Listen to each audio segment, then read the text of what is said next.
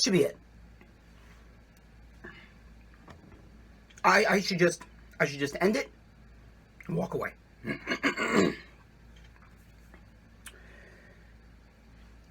That realistically should be the entire video right there.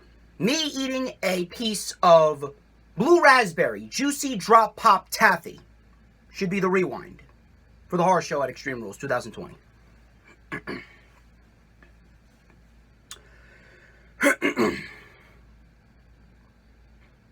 I got nothing.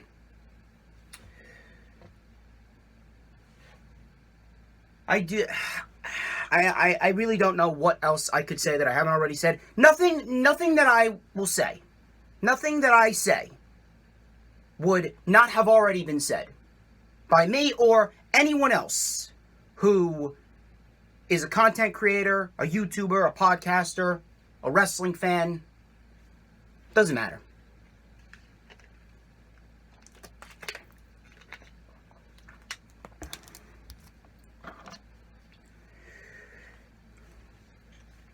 I should have, we all should have expected it. We all should have expected it. We should have expected exactly what we got. Typical WWE. Typical WWE. Always starting off in the decent to good realm, and then flopping on its face by the end of it.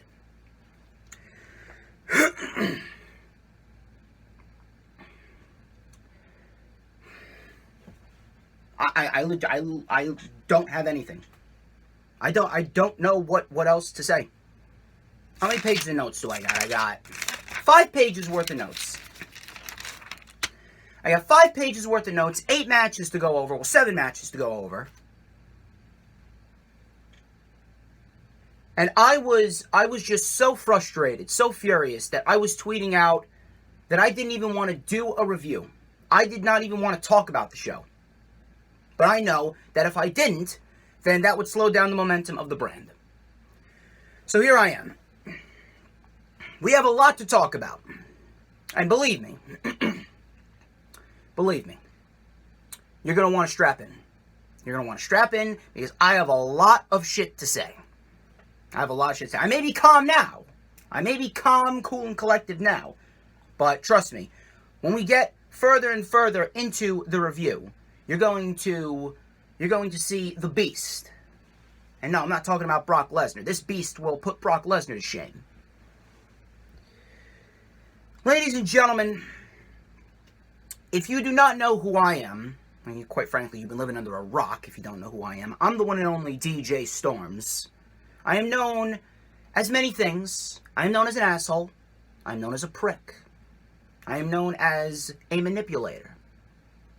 I am known as Mr. Controversy. I am known as the Antichrist of the IWC.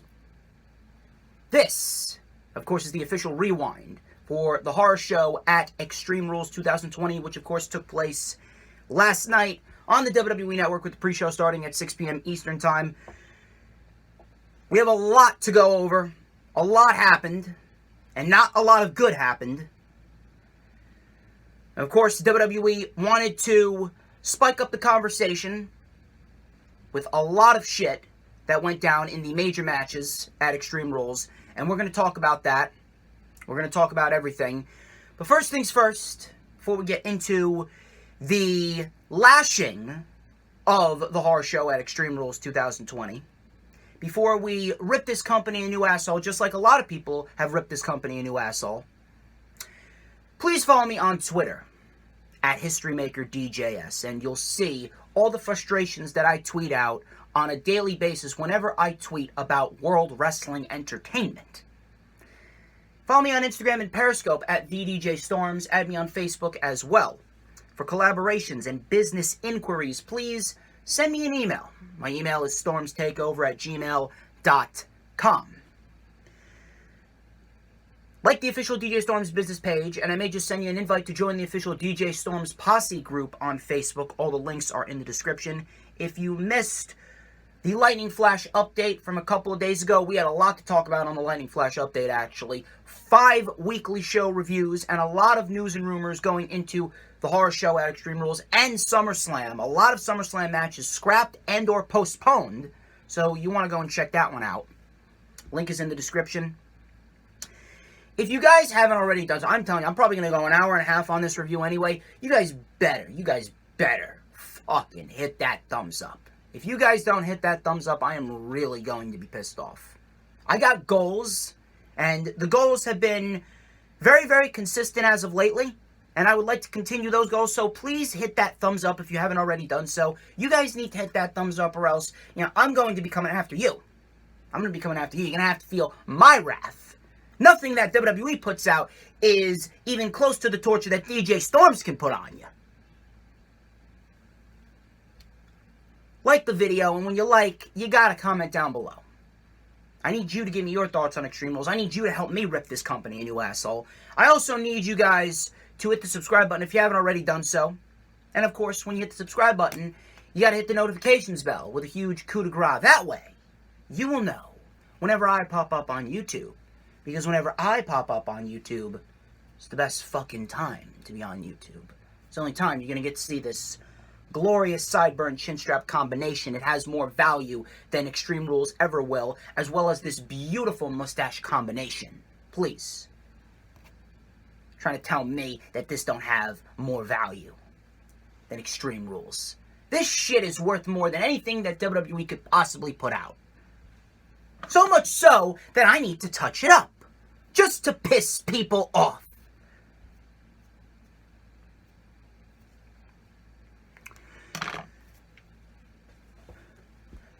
I think you've heard enough of me ranting and raving about myself. Let's get straight into the matches. We had one match on the pre-show. It was Kevin Owens versus Buddy Murphy. Or Murphy, the Disciple Murphy, whatever the hell you call him. This was actually a damn good match. It only went 9 minutes, but for the 9 minutes that it was a damn good match. These two actually worked very, very well together. I believe this was the first time that they faced off one-on-one. This was probably one of the few positives about Extreme Rules. Kevin Owens and Murphy, for the 9 minutes that it was, they did a really good job. And I'm actually very impressed by both men. I actually wish that they would have gone another 6 minutes. I was really enjoying this match. So Murphy and Owens, they went right after each other as soon as the bell rang. Murphy took over control with a huge knee. Murphy's knees are brutal. Owens, he planted Murphy with a DDT, spiking Murphy right on the top of his head. Murphy got his knees up on the senton. Owens came in with a cannonball for a 2 count. Murphy with a beautiful meteor from the top rope. I love Buddy Murphy's meteor. He executes it with such precision.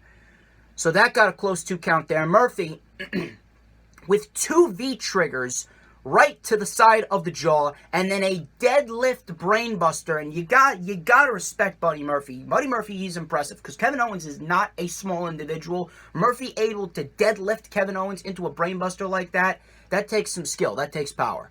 Owens came off the top with a double jump moonsault on Murphy. Lacey Evans like moonsault, but Owens does it a hell of a lot better. Another close 2 count right there. That was beautiful from Kevin Owens. Murphy, he jumped off the top, rolled through. Owens caught him with a super kick and a stunner for the win. Damn good match here on the pre-show to kick off WWE Extreme Rules 2020. Very, very impressed by both men. I really wish that Buddy Murphy was in a more prominent role, and it sucks that Vince McMahon does not have any desire to push any new stars, because Murphy is so underrated. Murphy is so underrated. Murphy is one of the most underrated talents that they have currently on Monday Night Raw. Austin Theory is currently out right now. I believe it is due to the speaking out allegations. Again, I've not researched the severity of these allegations, but I know it's due to the speaking out allegations. Murphy and Theory, they would be good in the tag team division on Monday Night Raw. If you're not going to push them in the tag team division, why not push Buddy Murphy in the mid-card when Austin Theory's out? I would love to see Buddy Murphy fighting for the United States Championship. Realistically, he should be. I'm still wondering why MVP in 2020, at 40-plus years old, is getting a United States Championship match over guys like Buddy Murphy and Shelton Benjamin, R-Truth, Akira Tozawa, Angel Garza. Come on. You need to capitalize on the talent. Buddy Murphy, I really want to see him in a more prominent role, and it really does suck that he's been put in a position as nothing more than Ron's lackey, because he can work. Kevin Owens gets the win here. Damn good match. Owens now has momentum. Let's keep that momentum going. Let's not halt it. Let's keep it going. He beat Garza, he beat Rollins, he beat Murphy. Whoever wins the WWE Championship match at SummerSlam, whether it be McIntyre or Orton, Owens would be a very nice challenger. Whether it be McIntyre, if he retains against Orton and he goes on to continue his reign into the fall, he could have a match with Owens. I definitely would not mind that. Or, before Orton eventually faces off against Edge and continues the feud with Edge, and Edge takes the WWE title, Owens would be a nice interim opponent for Kevin Owens. Owens would be a nice interim opponent for Randy Orton. But realistically, whoever wins the WWE Championship match, Owens should realistically be the next challenger. Owens has momentum. He's been gaining wins. He has a legitimate case. I don't know what happens with Owens at SummerSlam. I hope it's not another match with Rollins, because if so, then Rollins would probably get his win back from WrestleMania, and I really don't want to see that. Now, Owens could still be tied up with Rollins, but I don't think it's going to be in a one-on-one match. It could very well be in a multi-man match with something with the Mysterios or Aleister Black, which I'll talk about later on. I really don't know what's going to happen. I really don't know what's going to happen with Owens, but regardless, whatever happens with Owens, Owens should realistically be the next challenger for the WWE Championship after SummerSlam, whoever wins, whether it be Orton, whether it be McIntyre. And one last thing before we move on. Owens and Murphy, I'm not sure if you guys really picked up on this, but we got some damn good wrestling at Extreme Rules, but it was really overshadowed by the shitty endings. But in terms of overall match quality, I'm talking about the in-ring work, the near falls, the finish. Owens and Murphy probably had the best overall match of the entire night. No bullshit, no interference, no cheating. It was just two guys going in there for 9 minutes and doing what they do. Wrestle. You got a nice clean ending, and Owens comes out the victor in a damn good match. I'm not sure if you guys picked up on that, but Owens and Murphy probably had the best overall match of the night. So moving on to the main show, we had The New Day versus Cesaro and Shinsuke Nakamura in a SmackDown Live Tag Team Championship tables match. There was no tags in this match. It was tornado-style rules. And I would say this was decent. Nothing memorable, nothing that we're really going to be talking about for the next week. But for what we got a fairly decent tables match right here.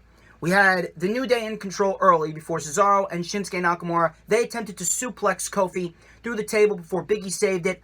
Big E with a spear through the ropes to the floor on Cesaro. Cesaro was then placed on the table. Kofi was going to get launched over the top rope onto the table, onto Cesaro, before Cesaro and Shinsuke Nakamura, they grabbed the table, and as Kofi was coming down, they threw the table right in Kofi's face.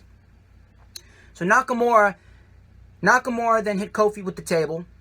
We had Kofi with a trust fall onto Nakamura on the floor. The New Day, they stacked up two tables on the outside, and that right there, I knew someone was going through two tables. Cesaro was about to get superplexed,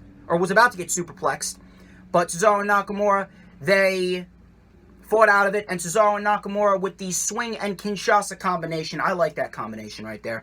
Kofi then started taking out both men after Big E was taken out. Cesaro stopped a Hurricane Rana by Kofi Kingston, and then him and Nakamura with an assisted powerbomb through two tables. Kofi crashed and burned. Kofi was on the receiving end of the most brutal-looking spot of the night. Kofi completely destroyed through two tables, and Cesaro and Nakamura win the SmackDown Live Tag Team Championships. Fairly decent tables match. I said that this was the right outcome, and I'm actually genuinely surprised that WWE went with this route. I'm surprised that WWE actually made the right decision and gave Cesaro and Nakamura the Tag Team Championships. However, it sucks because more likely than not, this means that there's going to be a rematch at SummerSlam, and Cesaro and Nakamura are going to lose the titles right back to the New Day because they don't have anyone in the tag team division that's legitimate competition, mainly because of the fact that they have 30-plus superstars out with COVID. Heavy Machinery and the Lucha House Party, they have not been seen in weeks. They're probably out with COVID. Miz and Morrison, they're probably going to break up, which I hope they do, because John Morrison needs to get away from the Miz. They're probably going to break up. And you know how WWE, they just can't get enough of the New Day. They just can't get enough of the New Day. They can't help but give the New Day championship reign after championship reign. They don't care about tag team wrestling. I'm happy that Cesaro and Shinsuke Nakamura won the titles. They deserve to win the titles. They deserve a hell of a lot better. I have no problem with that. I'm happy for Cesaro and Shinsuke Nakamura winning the titles. They should have won the titles. But based off of WWE's track record and based off of what everyone on the timeline was saying, and I was talking to multiple people, and they were saying, yeah, rematch at SummerSlam, New Day wins the tag team titles back. I really can't disagree with anyone there. I really don't see any other route WWE going other than that route. I hope not, but they literally have nobody else for Cesaro and Shinsuke Nakamura because some of the teams are out with COVID. The Forgotten Sons have been taken off of television because of Jackson Riker, and Miz and Morrison, they haven't won a single fucking match since May. I can't even remember the last time Miz and Morrison came out victorious in a match. Decent tables match, right winners. But ultimately, this is leading towards another match at SummerSlam, and the New Day are going to win the tag team titles back. They really need to start building the tag team divisions on both shows as legitimate threats, as legitimate portions of the show that people are going to invest their time in.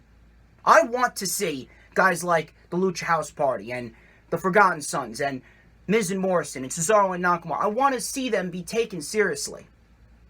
But how can we do that after the tag team titles have pretty much been completely embarrassed over the course of however many years? WWE seemingly just stopped caring about tag team wrestling after WrestleMania 34. There was even multiple reports that came out that WWE weren't even investing in tag team wrestling. And the only time they do invest in tag team wrestling is when they have someone like the New Day or the Usos, which sucks. I'm happy Cesaro and Shinsuke Nakamura won. They should have won, but if we don't get a rematch with the New Day at SummerSlam and the New Day win the titles back, I'd be legitimately shocked. Nikki Cross versus Bayley for the SmackDown Live Women's Championship. I'm not going to lie, this was actually a lot better than I expected. These two actually put on a very good SmackDown Live Women's Championship match. I did not expect this to actually be a match that would be better produced than Rollins and Mysterio or Sasha and Asuka or Ziggler and McIntyre, but I actually enjoyed this match more so than I did any one of those matches. And I think that a lot of people will agree with me that Nikki Cross and Bayley, they actually work very, very well together. This was probably Nikki Cross's best match since her first championship match with Bayley all the way back in November after Crown Jewel in 2019.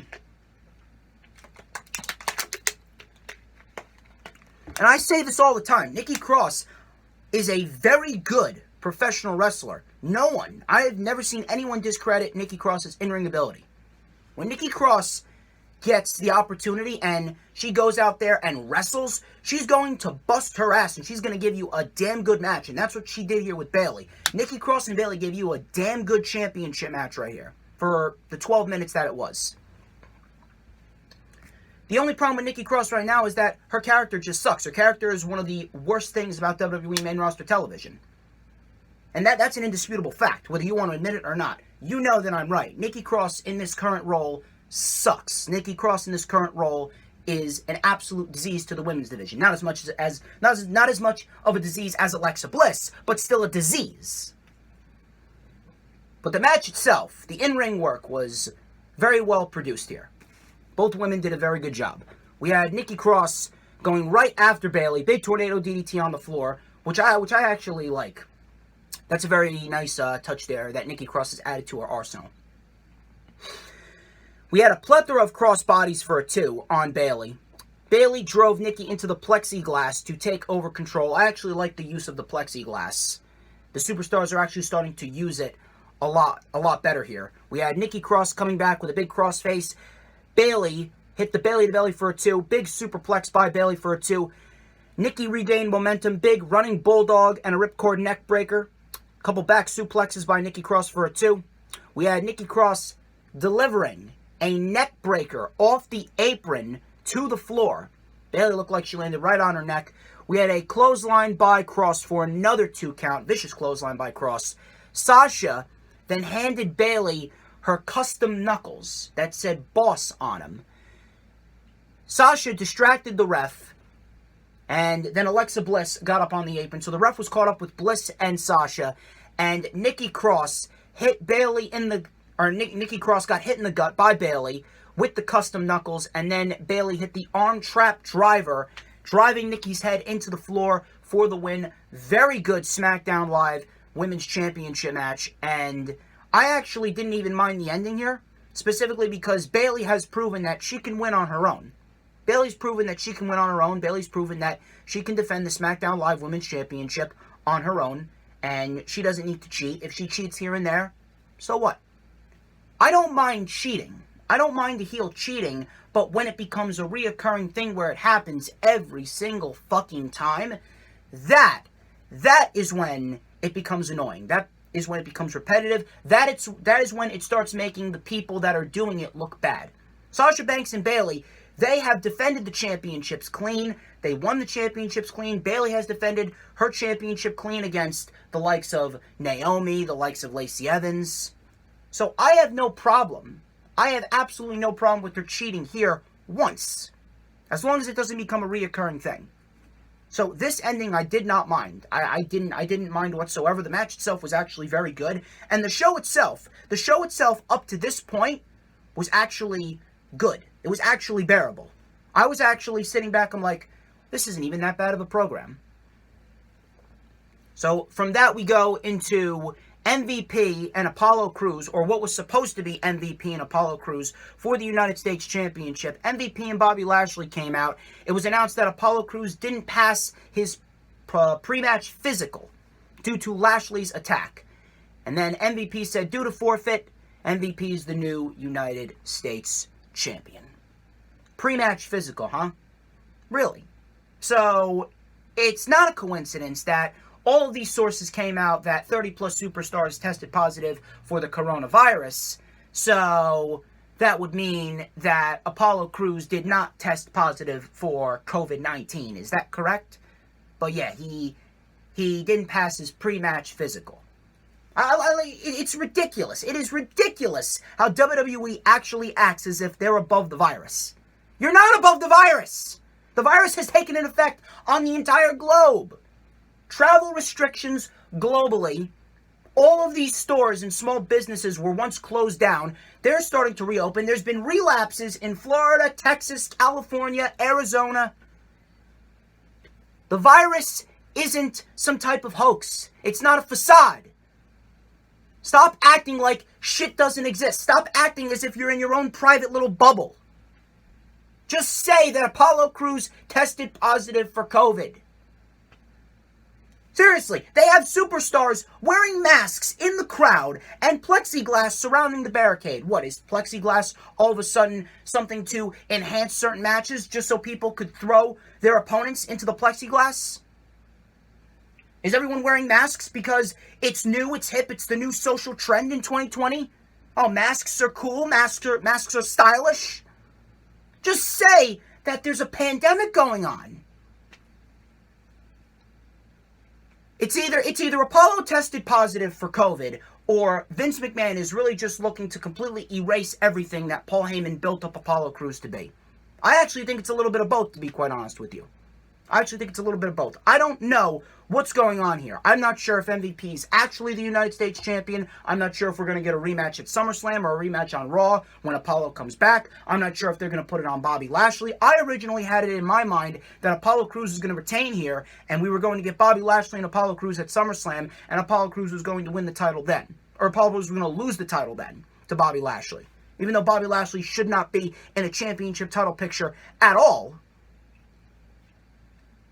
I have no idea what's going on here. I legitimately do not know where they're going. I don't know what's going to happen. And to be quite honest with you, this is that unpredictability factor with the WWE, and it's not a good unpredictability factor.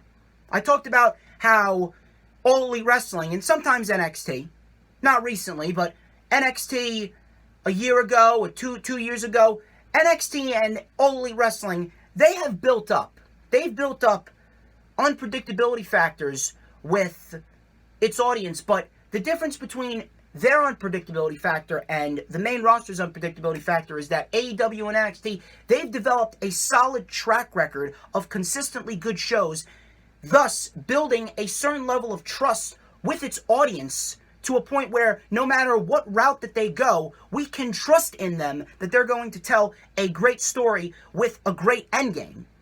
I'll give you an example. For All Elite Wrestling, Hangman Page has been in this tag team with Kenny Omega. They're the World Tag Team Champions.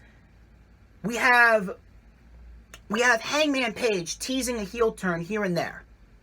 And I've been calling Hangman to turn heel since Revolution. But recently, at Fight for the Fallen, Kenny Omega started to showcase his heel side. And now, that just added another layer on top of their story. So now, we don't know if we're going to get the cleaner. We don't know if we're going to get Hangman turning heel. We don't know what's going to happen there. But whichever route they go, we have trust in them that they're going to tell a great story and they're going to give us a great end result. Same thing with Cody. We don't know what's going on with Cody. We don't know if he's actually going to turn heel. We don't know if they're just teasing it. We don't know if they're just playing with our emotions. We don't know if he's going to drop Arn Anderson and go to Tully Blanchard and he's going to form the Four Horsemen with him, Shawn Spears, and FTR. We don't know what's going to happen there. There's a lot of moving parts in the Elite to a point where we can't predict what's going to happen in the future, going into All Out. But whatever it may be, we have trust in them based on their track record of consistently good shows that they are going to give us a great story. We don't have that with the WWE main roster because the WWE, for the majority of their main roster programming for the last, I don't know, half decade plus, they've disappointed us. They don't care. They don't care about their fan base. They have constantly said time and time again that Vince McMahon does not care, and Vince McMahon will not take advice from anyone. Vince McMahon is operating his company the way that he wants, even though it is not working. Even though the ratings are going down, even though everyone around him is saying the complete opposite of what he's saying, he doesn't care. It's clear as day, they don't care.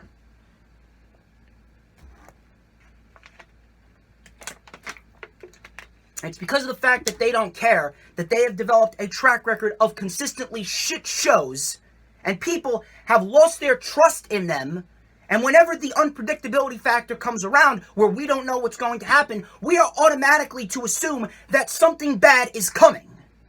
We are automatically to assume that what we are getting, what the storyline is going to be, is shit. What the end result is going to be is shit. Just take a look at what happened with Rey Mysterio and Seth Rollins. I'm going to talk about that next. I don't know what's going to happen with the United States Championship. I'm not sure if Apollo Crews is still champion or MVP really won by forfeit. I have not checked WWE website. I haven't checked the WWE website in a long, long time, actually, because I got plenty of other shit to do. I don't know what's going to happen. But after that, we go into Rey Mysterio versus Seth Rollins in the eye for an eye match. Now, the first thing I want to say, and I was thinking this the entire time I was watching this match. This went almost 20 minutes, and I'm thinking to myself throughout this entire match, why didn't you just book this match to be a regular no disqualification match, or a no holds barred match, or an Extreme Rules match? Because what they did prior to the ending of this match, it would have been just fine. If they would have done a regular no holds barred or Extreme Rules or no disqualification, I would probably be saying that this was probably the best match of the night. They were on their route to having the best match of the night. What they did prior to the ending was very good. They're two of the best that the WWE has. What they did prior to that shitty ending was actually really, really good. They put on a great match. I don't think anyone here is going to deny that. They actually brought in some weapons. They brought in kendo sticks and chairs. They had some innovative spots here and there. Rey Mysterio and Seth Rollins, they actually put on a damn good match for 20 minutes, and that ending just completely eradicated, and overshadowed everything that they did. No one is talking about how great the match was. And I don't even think anyone really realizes how important, how vital the ending of a match really is especially in modern day professional wrestling. The ending of a match, that is the one thing that people are going to be focusing on. I say it all the time that the wrestling could be great, but the booking always makes or breaks the show. The ending of that match, the ending of a match, period, that is going to leave a lasting impression on the viewer. And that could make or break an entire match, not just a match, but that could make or break a show. The ending of a match is the one thing that people are going to be focusing on. The ending of a match is the one thing that the people are going to be dissecting and talking about. The wrestling throughout Rollins and Mysterio was great. The wrestling itself was really, really good. No one is denying that. But that ending when Rey Mysterio was covering up an eyeball that looks like it came from daycare arts and crafts, no cinematic shit, no CGI, a fake eyeball that looks like it was made from paper mache straight out of AC Moore. That's your eye for an eye match. What can I just ask something? What is it with Seth Rollins? What the fuck is up with Seth Rollins? I'm not sure if you guys have thought back, but I actually was thinking back on Seth Rollins' career after this match. I'm not sure why, but Seth Rollins, in the last 5 years or so, he's been involved in some of the worst match endings in the modern era of pro wrestling. Seth Rollins, he had Jon Stewart help him against John Cena back at SummerSlam of 2015, and that was a great match in itself, but no one was talking about how great the match was. People were just talking about Jon Stewart screwing over John Cena. And then we had that shitty Universal Championship match back at Stomping Grounds with Baron Corbin, where Lacey Evans was the special guest referee, and then Becky Lynch and Seth Rollins' real-life relationship with Becky Lynch, that was brought into play.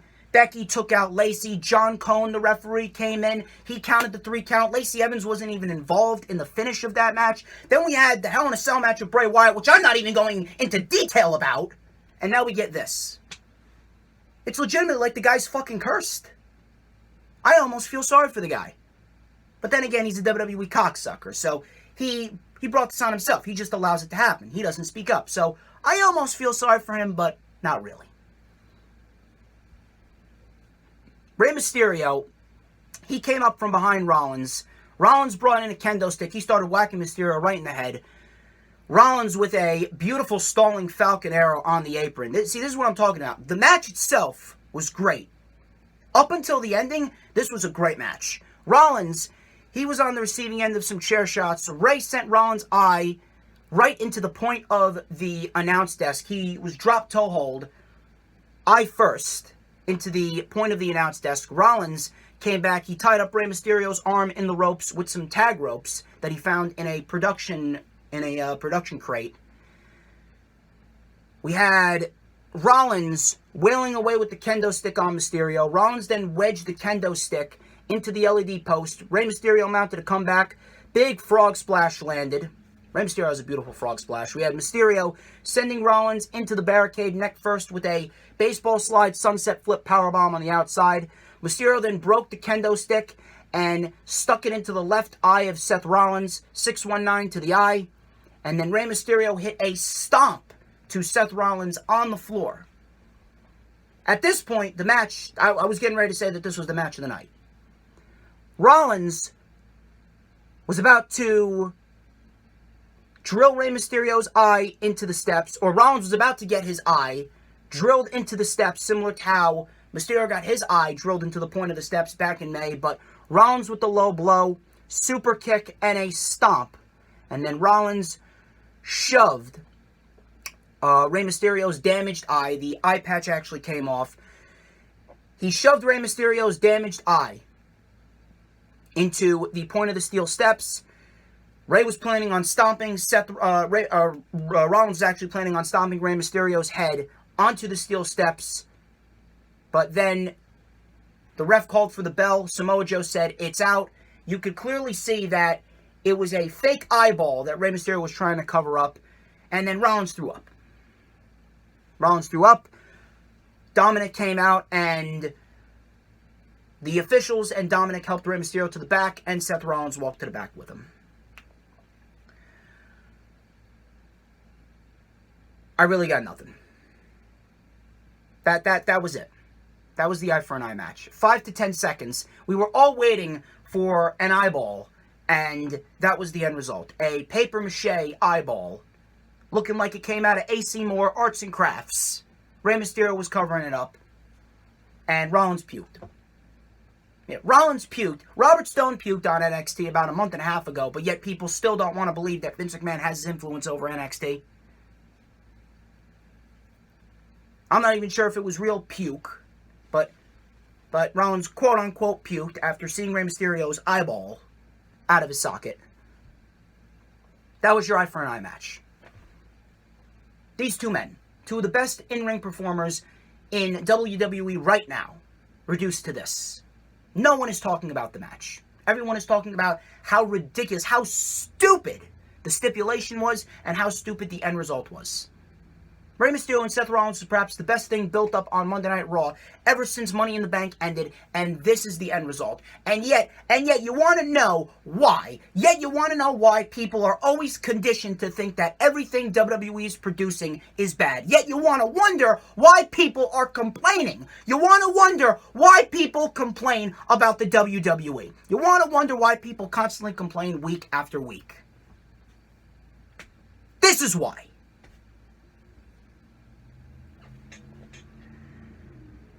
As far as what happens afterwards, I have no idea. I really have no idea. This goes back to what I said about MVP. The unpredictability factor is high, but it's not a good unpredictability factor. I have no idea what's going to happen with either man. I'm not sure if this feud is going to continue, because realistically, this should have been the blow-off match. I'm not sure if Rey Mysterio is leaving or not, and I did talk about this numerous amounts of times. I talked about this on the Extreme Rules preview and prediction show with Joseph Conlon. Shout out to him. He actually said this was the worst pay-per-view of the year, which I don't really blame you if you think it was. I really don't blame you.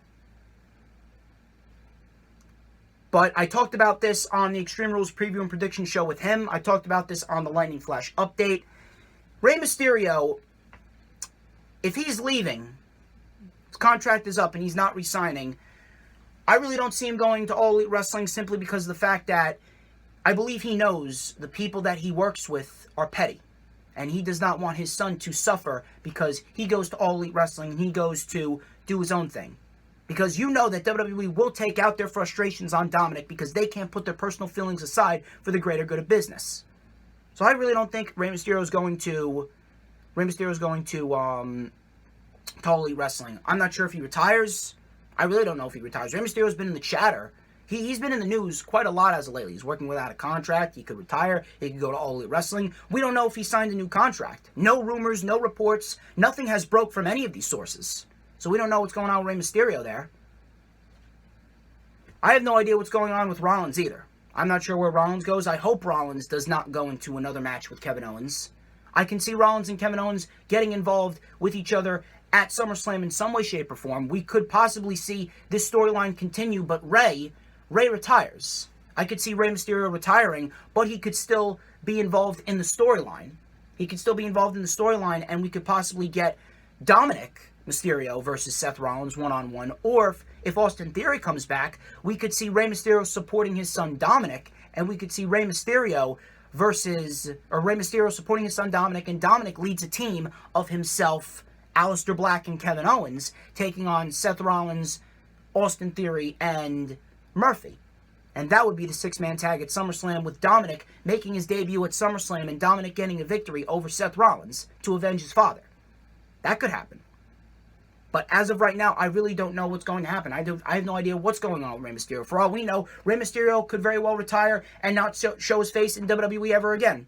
He could not show his face in any promotion ever again. He could possibly be done. He would want to help train his son. We could very well see Rey Mysterio show up in All Elite Wrestling. We could see him sign a new contract and the feud continues going into SummerSlam. I don't know what's going to happen. I do not have a legitimate answer. But this match itself was great, but it should have just been a regular Extreme Rules or a regular No Holds Barred match. The ending of this match completely erased everything that was done between Rollins and Mysterio leading up to this. The 20 minutes that they worked their ass off in this match was all for nothing. All for nothing. Up until the ending of this match, I was saying to myself, this is a damn good pay-per-view outside of MVP. Asuka and Sasha Banks for the Raw Women's Championship. Another one. I might as well change my name from DJ Storms to DJ Khaled. Another one. Another one. Another great match. Great match ruined by a shitty ending. And a lot of people were, I saw scrolling up and down my timeline saying that this was Vince Russo-like garbage. This was, and I actually was having flashbacks to the days of 2000 WCW Nitro. Don't think just because I was 1 year old at that time, don't think that I didn't go back and rewatch some of that stuff and make myself aware of some of that stuff when I got the network. My dad was telling me all about that stuff when he was growing up. And I actually, you know what I did? I popped on the network and I went back and watched some of that stuff. This is just as worse, if not worse, than 2000 WCW Nitro. I have no idea what's going on here. I have no, again, that's pretty much the theme. That's pretty much the theme for this video. I legitimately have no fucking idea what is going on. I have no idea what's happening. I have no idea what the plan is. I have no idea what the end game is. I don't even think they know what they're doing at this rate. Sasha Banks and Asuka, they were putting on a great match, and then all of a sudden, the ending came about, and that's all that people are talking about. Same thing with Rollins and Mysterio. No one is talking about the match. And these two women busted their ass off, and they were giving you a match that was rivaling Nyla Rose and Sheeta from Double or Nothing. They were giving you a match that was rivaling Sheeta and Penelope Ford. They were giving you a match that was rivaling the triple threat match at TakeOver in Your House. These two women were busting their ass in this match. And I was thinking to myself, man, this was better than Rollins and Mysterio, because of how good Sasha Banks and Asuka really are. This was awesome. This was awesome stuff. I was loving it. Everyone was loving it. Everyone was wildly praising this match, and then the ending came about. Leave it to WWE. Leave it to WWE. You have something good, and then you fuck it up in the end because of some overproduced bullshit. So Sasha, she was caught with a big knee coming off the top for an arm drag. Asuka with a sliding knee off the apron. I love Asuka's sliding knees. We have Banks regaining control, wrenched on the fingers of Asuka, Pete Dunne style. Nice little tribute to the bruiserweight there. We had Banks with the slingshot double knees to the gut, 482. Asuka with a hanging code breaker out of the corner, Zach Gibson style. Banks, she did a sunset flip powerbomb, then she powerbombed Asuka into the plexiglass. That looked brutal. Asuka hit hard there.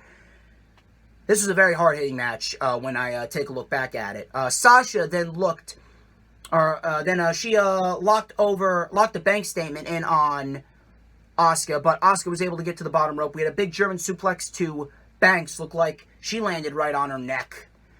We had a Shining Wizard for a 2. Sasha then flipped out of the Avalanche German, big double knees, and then she went for a middle rope Meteora, but she slipped off the middle rope, and it legitimately looked like she could have torn an MCL, an ACL, or a meniscus. It looked a little scary, but thankfully she continued the match, and the match got a legitimate ending. I actually hope that she's legitimately okay. I have no idea what's going on. They haven't released anything as far as Sasha Banks and her injury goes. I'm assuming that she got checked. I'm assuming she got tested, and she was evaluated after that match, because it looked very, very scary. I'm assuming she was evaluated after that match, and I'm assuming that, considering that she was evaluated and no reports broke, I'm assuming that she's okay. So Sasha and Asuka, they traded strikes before Bayley tried to get involved. Kyrie and Bayley, they brawled. Bayley hit the Bayley to belly on Kyrie on the floor. Asuka locked in the Asuka lock, but Bayley threw in a title behind the referee's back. Sasha was keeping it close to her, protecting it from the ref's vision. Asuka went for the green mist after she took out Bayley, but she accidentally spit the mist in the face of the ref, and the ref was blinded. Bayley then came up from behind and hit Asuka in the back with the title. She took off the referee's shirt, put it on, and she counts to 3. And she says, ring the freaking bell to the timekeeper, and they abducted the Raw Women's Championship, and that was it. Asuka was like, what the fuck's going on? Sasha legitimately looked mad. Asuka looked mad, and to be quite honest with you, if they were mad because of this ending, I really don't blame them. I don't know what the fuck they were doing here.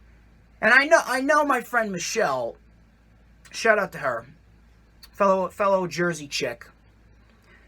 I know my friend Michelle, at FabulousBoss _, who created my header on Twitter. I know she's watching, and she wants to hear how this was trashy. Oh, I got a lot to say, and let me tell you something. I love you, Michelle. I love you to death. You're one of the sweetest individuals that I've ever met, but I'm telling you right now, this was not funny. It's not funny. Not funny whatsoever. This was not interesting. This was not in any way, shape, or form, this was not positive, and Sasha and Bayley do not look good at all. This makes them look like jokes. Because all of a sudden now Bayley can just throw on a referee shirt and she can count to 3, and now she gives the title to Sasha. This was not interesting. This was not funny. This was embarrassing. This was embarrassing. This was overproduced. This was completely overconvoluted, and this was completely unnecessary. If you were going to have Sasha Banks and Asuka, you should have had either Bayley trying to distract the referee, and that did not work. That cost Sasha, or Asuka just should have won clean. Sasha Banks was not winning the Raw Women's Championship. She shouldn't have won the Raw Women's Championship because of the simple fact that she's not even a Raw superstar. Sasha Banks should not have won the Raw Women's Championship simply because of the fact that she's not a Raw superstar, and Asuka has not had a legitimate reign with the championship. That's disrespectful to Asuka. Sasha Banks and Bayley is the proper storyline for the SmackDown Live Women's Championship. And I've said it before, I would not have booked Bayley and Sasha at SummerSlam. I would have actually waited and continued their run into the fall, considering that they're probably the best thing about WWE television right now. And I would have had Sasha Banks and Bayley for the SmackDown Live Women's title at WrestleMania 37, when we have an actual crowd, hopefully, once we get a vaccine by then. And then Sasha Banks wins the championship. She turns babyface and Sasha Banks wins the championship then. But I would have much rather have taken Asuka winning here and Sasha Banks and Bayley going into SummerSlam to face off for the SmackDown Live Women's Championship. I would have much rather taken that than this overproduced garbage. All of a sudden now, Bayley can just magically put on a referee shirt, throw it on, and she can count to 3, and all of a sudden Sasha Banks is the Raw Women's Championship. Do you know how stupid it looks that Sasha Banks and Bayley, two of the best wrestlers, the best women's wrestlers, and probably two of the best wrestlers in the company right now, period, and they're legitimately carrying the company. They're one of the few people that are carrying the company. You know how stupid it looks that they literally have to throw on a referee, that Bayley has to literally throw on a referee t-shirt like a fucking child and count to 3 for Sasha Banks? You know how ridiculous it looks that this overly produced ending has overshadowed a great match in Asuka and Sasha? Look at what Sasha Banks and Bayley did in NXT. Not just with each other, but separately. You know how great they were? You know how awesome they were? Because those two went out there and they were given the opportunity to wrestle with no overly convoluted bullshit, no shitty endings. They went out there and they did what they do best. I don't understand why we couldn't have just gotten that here. If you wanted to have Sasha Banks win the Raw Women's Championship, you should have just had Bayley. You should have just had Bayley distract Asuka, or you could have had Bayley hit Asuka with the championship behind the referee's back, and Sasha Banks could have won the championship then. And they could have a hostile takeover. Either that, or Asuka just should have won, and you could have gone with Sasha and Bayley for the SmackDown Live Women's Championship. But this shit was embarrassing. This shit was embarrassing. It was unnecessary. It didn't need to happen. And again, this goes back to what I said. Same shit with MVP and Seth Rollins and Mysterio. The unpredictability factor is high, but it's not a good unpredictability factor, because you take a look at the track record of this company. I have no faith that the company's going to tell a great story by the end of it. I don't know what's going to happen. And on top of that, WWE actually announced a few hours after Extreme Rules went off the air that Asuka is still the Raw Women's Champion. So Asuka's still the Raw Women's Champion. What's going to happen now? Are we going to get a rematch at SummerSlam? What's going to happen at SummerSlam? Are we going to get the Kabuki Warriors taking on Sasha Banks and Bayley? Are we going to get a Women's Tag Team Championship match? Are we going to get Sasha and Bayley versus the Kabuki Warriors winner take all? Are we going to merge the divisions? It seems as though WWE booked this ending and the endings of a lot of these matches. Like, they gave MVP the United States title, quote unquote. They booked the ending of Rollins and Mysterio the way that they did, and then they booked this match the way that they did. It honestly seems as though they just booked the match endings like this just to get people talking. They just booked the match endings like this to get people talking because they hope that that chatter will transfer into people watching the shows, because the ratings have been in the shitter for God knows how long.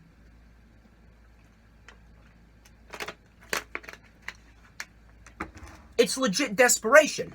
It's legit desperation because they have nothing else to do. And yeah, while it may work, it may drive the ratings up by, what, a 1.5 to a 1.7. It may work for like a week or two, slightly. But what's going to happen after all that chatter dies down? What are you going to do then? WWE doesn't need to operate with the motto, any traction is good traction, any attention is good attention, because they're already established. If they were an up-and-coming company, then you can operate with that motto, then you can build a fan base, you can build a solid fan base, and then you can start focusing on getting the right reaction for the right reason. WWE, they're still stuck in this motto that any attention is good attention, when in reality, they're so established, and people are going to be sick of their bullshit, that people are actually going to start turning it off. And they have! Because Raw is at a 1.5.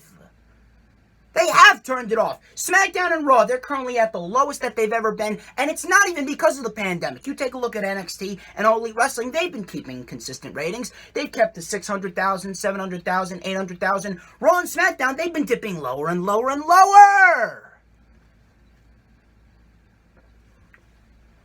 Another great match. Shitty ending. And it's that shitty ending that completely erased and eradicated. I'm just going to say it over and over and over again. Completely erased and eradicated everything that those two women did. Those two women busted their asses off. And I love seeing competitors go out there and bust their asses off. I have immense respect for Sasha Banks and immense respect for Asuka. And what happened here? What happened here? They went in there and they were tearing the house down. They were tearing it up. And then what happened? Then this ending. And you could legitimately tell that Asuka and Sasha, they were not happy with what transpired. They weren't. Dolph Ziggler and Drew McIntyre for the WWE Championship. Dolph Ziggler revealed that it's Extreme Rules for Dolph Ziggler only. So that means that McIntyre could not use any chairs. If he got counted out, he would lose the title. But Dolph Ziggler, he can do whatever the fuck he wants. Really? Really? Like 2011 Miz. Really? Really?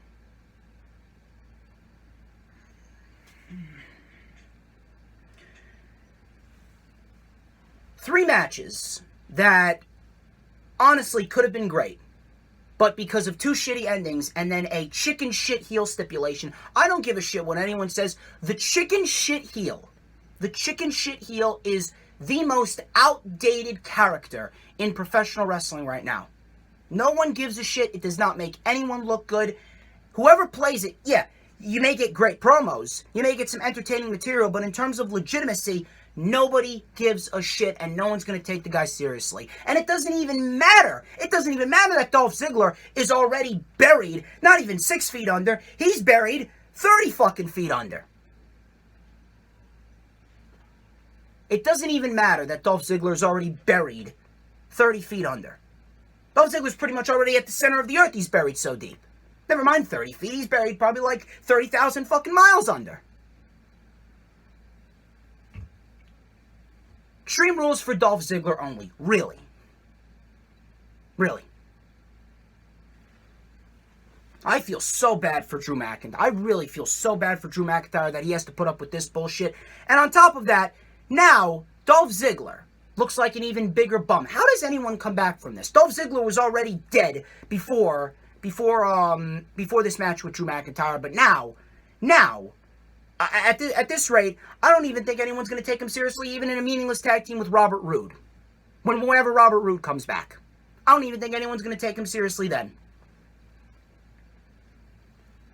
Dolph Ziggler, he's been dead ever since the match with The Miz and the feud with The Miz back in 2016.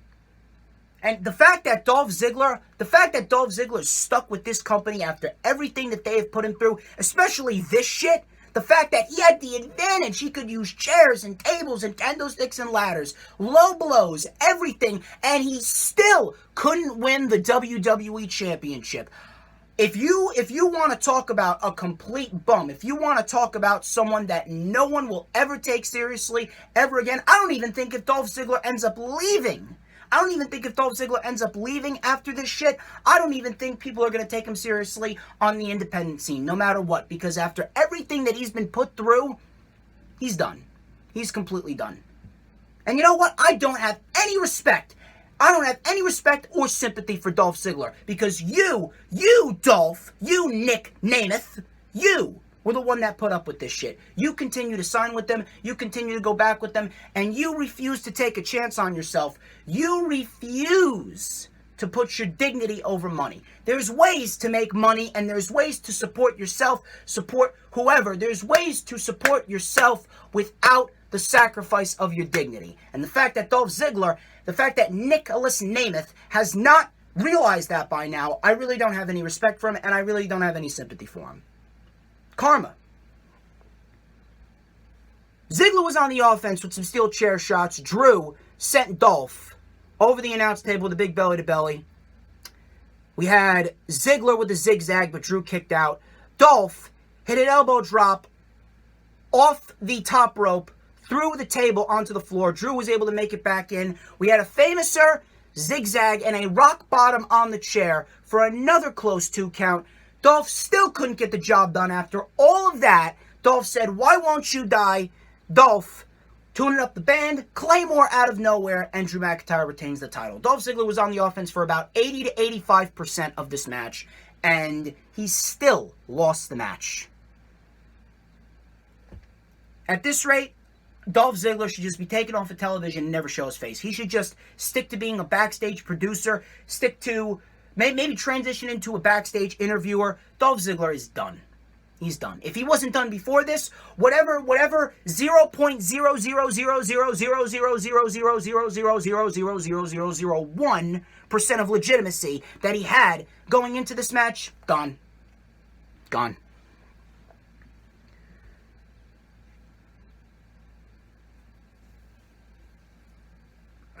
I'm sweating my balls off right now.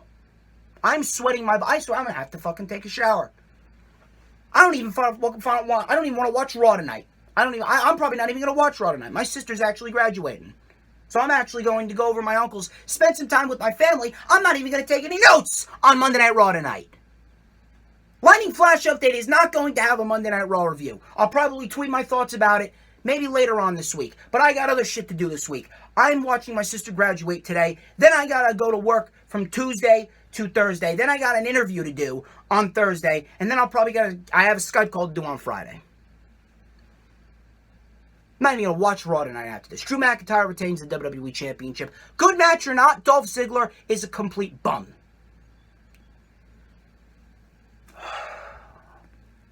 Oh my lord. I don't even know anymore. I really don't even know anymore. And you want to know the best part about all this? Best part about all this? The WWE Championship didn't main event the pay-per-view for the 3rd pay-per-view in a row. Think about that for a minute. The WWE Championship can main event night 2 against Brock Lesnar. Or with Brock Lesnar and Drew McIntyre at WrestleMania night 2, but it can't main event Money in the Bank, Backlash, or Extreme Rules. I understand Money in the Bank because that had the Money in the Bank ladder match, and that was the theme for the pay-per-view, so you could have either gone either way with McIntyre or the WWE Championship or the Money in the Bank ladder match main eventing. So it could have gone either way there. But Backlash and Extreme Rules, I don't care what type of horror show, I don't care if it's a swamp fight, I don't care if it's a boiler room brawl, I don't care if it's a fucking brawl in Dracula's castle at the Blood Bank. I don't give a shit who's in the greatest wrestling match ever at Backlash, whether it's Orton, Edge, Andre the Giant, Hulk Hogan, Stone Cold Steve Austin, or fucking Little Guido. I don't care. The fact that the WWE Championship didn't main event Backlash, now it didn't main event Extreme Rules. Do you realize how shitty that makes Drew McIntyre's WWE Championship title reign look? And this is what I hate! This is what I hate about the WWE. The fact that they do not have world titles main event the shows unless it's on someone who they are buddy-buddy with backstage. Unless it's on one of their golden boys. Roman Reigns main evented WrestleMania. He main evented WrestleMania 4 years in a fucking row. One of those years, he didn't even main event with the world title. He main evented with the fucking Undertaker over the Universal title and the WWE Championship. He main evented over Shinsuke Nakamura, who won the Royal Rumble in 2018. You realize how shitty it is? How shitty it is that WWE wants to have their golden boys main event pay-per-views over the WWE Championship. I don't give a shit what cinematic match is taking place. I don't give a shit what the gimmick is. And another thing with these gimmicks, what is it with these pay-per-views? Ever since WrestleMania. I may be getting a little sidetracked here, but what is it with these fucking pay-per-view taglines? First, WrestleMania is too big for one night. And then we have Money in the Bank, the risk is worth the reward. Then we have Backlash, the greatest wrestling match ever. Now it's the horror show at Extreme Rules. Where do they come up with this shit? These are some of the cheesiest taglines and the cheesiest ways to sell pay-per-views I've ever heard.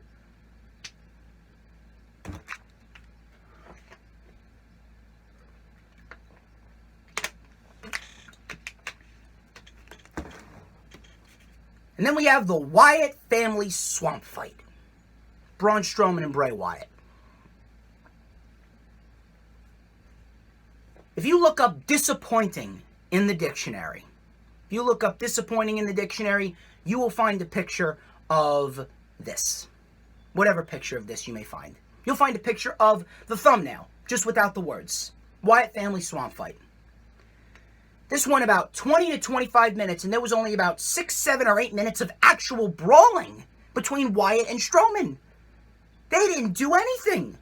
They didn't even try. This was pretty much a watered-down version of the Boneyard match. They didn't even try in this match. And I'm not sure what it's from. It's probably because it's a clusterfuck backstage because of the shitty COVID protocol. Probably because of all these people testing positive. And regardless, that's still their fault. Probably because they didn't have enough time to film. They didn't have enough time to edit. I don't care. You're a billion-dollar corporation. You should have a proper time scheduling strategy for shit like this. They said that Vince McMahon wasn't even involved in this. Bray Wyatt and Triple H's NXT team was involved in this. Yeah, that's fine and all, but you need to take under consideration that they were probably operating under Vince McMahon's rules. They were trying to do whatever Vince McMahon wanted them to do. So, how much Bray Wyatt was really a part of this? How much of Bray Wyatt's hands-on creative ideas were really a part of this? Or was Bray Wyatt working within Vince McMahon's realm? Because if Vince didn't approve of it, then Wyatt would have probably gotten shafted. They didn't do anything. This was so fucking lackluster, I can't even describe it. They didn't do anything in this match. No alligators. No fight in the Wyatt family cabin. No, nothing. Barely any action. They had way too many in and out flashbacks of Bray Wyatt and Braun Strowman in the past, and then we go back to the brawl. I have no idea what they were doing, but the visuals were very, very nice. The production, the visuals were nice, but the actual action, there's only 6 to 8 minutes of action in a 20 to 25 minute supposed fight. They didn't even do it. They did not do anything.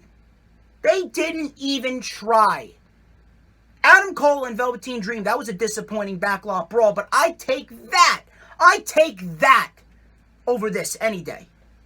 And this main evented the show. I don't even care how shitty Dolph Ziggler's been booked. I don't give a shit how shitty that stipulation was. I don't give a shit how horrible Dolph Ziggler has looked. And how shitty Drew McIntyre's WWE Championship reign has been. Drew McIntyre and Dolph Ziggler should have main evented the show. So Bray Wyatt, he was sitting in his rocking chair in the driveway before Braun walked up in his pickup truck. And Wyatt He was laughing with his lantern. Braun said, "I'm home." Wyatt vanished. Braun then fought off a couple of random dudes, a couple of masked men. I'm not sure what they were supposed to represent. I'm not sure if they were supposed to represent Luke Harper or Eric Rowan. But then Eric Rowan, he got fired. Luke Harper, or Mr. Brody, he's doing his own shit over in All Elite Wrestling, looking better than he's ever looked. But you can't say that they're Luke Harper. You can't say, because Luke Harper doesn't exist anymore. Luke Harper doesn't exist. Eric Rowan doesn't exist anymore, because if you're not in WWE, then you don't exist. And then Braun Strowman, he got knocked out with a shovel. He got hit in the back with a shovel by someone, and it was his old Wyatt family self. It was his old Wyatt family version. Braun Strowman knocked out Braun Strowman. Yes, you heard me correctly. Braun Strowman, his old Wyatt family self, knocked out the modern version of Braun Strowman. I'm not even sure what the hell to think of this. And then Braun Strowman, he woke up chained to a rocking chair. He's chained to a rocking chair in some type of cabin, and Bray Wyatt comes in. Bray Wyatt comes in, and he's talking to Braun for like 5 minutes. He says he's proud of Braun, but he says his success is only temporary. Braun says he's going to send him back to hell. Bray says no matter what happens, he's not going back. Wyatt says, "You want to see something really scary?"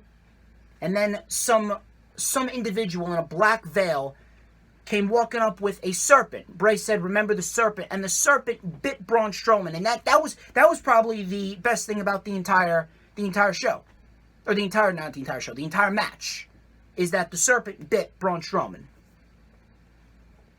So then Braun Strowman woke up. He's in another part of the swamp with a fire pit, and he's fighting off these masked men again. And then they used Alexa Bliss. Alexa Bliss was drawing Braun Strowman in. Alexa Bliss playing the role of Sister Abigail, saying, "Come home with me, Braun." I have no idea what the fuck they were doing here, and now they're trying to play up what Alexa Bliss and Braun Strowman did in the Mixed Match Challenge, which is even fucking worse. That's even worse. That they were trying to bring that shit in. Who the fuck watches Mixed Match Challenge anyway? So then Bray came in. Braun then, I think he chokeslammed Bray Wyatt into a dilapidated boat. Seems as though WWE may have updated Skarsgård, or abducted Skarsgård from Broken Matt Hardy. So then the boat started drifting away into the lake, or the pond, or the swamp. But then Braun Strowman turned around and the boat's actually drifting back. And Bray Wyatt, he was gone. Braun Strowman was looking around. Bray Wyatt popped out of the water with an oar, started attacking Braun Strowman. We had Bray Wyatt saying, "Look what you made me do, Braun. Look what you made me do." He was trying to drown Braun, but Braun Strowman then kicked Bray Wyatt off of the dock into the swamp, and he said, "It's over." And a lot of people actually thought it was over. I thought it was over. We had the trademark at the bottom of the screen, and then Bray Wyatt popped up out of the swamp, locked in the mandible claw on Braun Strowman, dragged Braun Strowman into the swamp, and then the water started turning red, and then out popped the Fiend. Out popped the Fiend. Out popped the Fiend. He laughed. He said, "Let me in," and that was it. That's your swamp fight. 6-7 minutes of action. We had more talking than there was actual fighting. We had masked men who I believe represented Eric Rowan and Luke Harper. We had Braun Strowman's old Wyatt family version of himself come and attack him. I have no idea what the fuck they were doing here, but this was a major disappointment. I'm not sure if it was time constraints. I'm not sure if it was the clusterfuck or the disorganization backstage. I'm not sure if Bray Wyatt was operating under Vince McMahon's options and his realms, or he couldn't go all the way because then Vince McMahon would shut him down. I'm not sure what the fuck happened. But this was a major, major letdown. I'm not sure what the fuck happened. I'm not sure. I'm not sure. I'm not even sure. I'm not even sure what was going through Bray Wyatt and Braun Strowman's mind during this. I said that a cinematic match would probably be the only way to make a Braun Strowman match enjoyable, but Braun Strowman can't even have an enjoyable match in cinematic form. That just goes to show you how bad Braun Strowman is.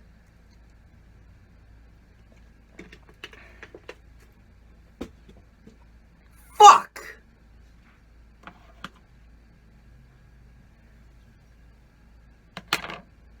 Extreme Rules. So the horror show at Extreme Rules, 2020.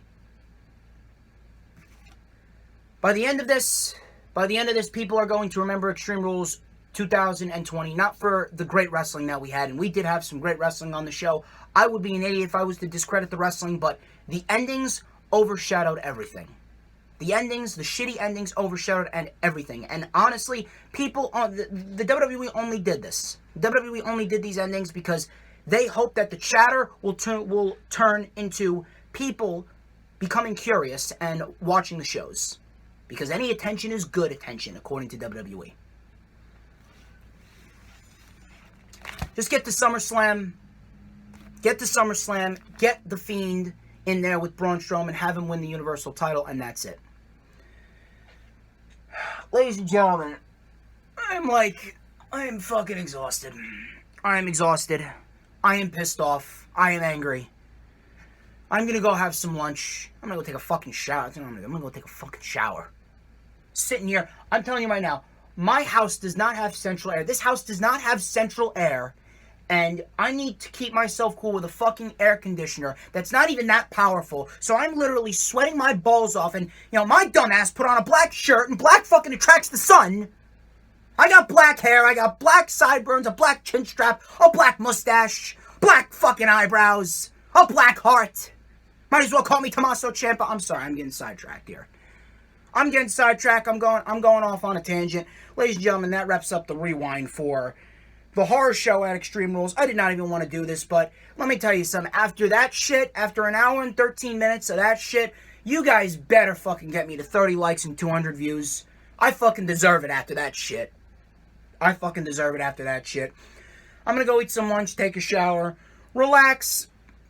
I'll probably watch Monday Night Raw later on. Another busy week's ahead of me. I finally wrapped up my online class, thank Christ. I got a 96 on my final exam, and I got a 96 overall in the class, so my 3.7 GPA is staying up. That's one positive. That is one positive to come out of Monday. Check out all the links in the description. Like, comment, subscribe. I am getting the fuck out of here because I cannot even stand to even utter one single fucking thing about anything WWE related anymore. I'm probably going to have to later on when I talk about the weekly shows and I talk about the news and rumors come Saturday on the LFU. Ladies and gentlemen, I'm DJ Storms. This has been the rewind for the horror show at Extreme Rules 2020. I will catch you guys later this week for another episode of the greatest fucking show on earth, that being the Lightning Flash Update. You guys have a great day.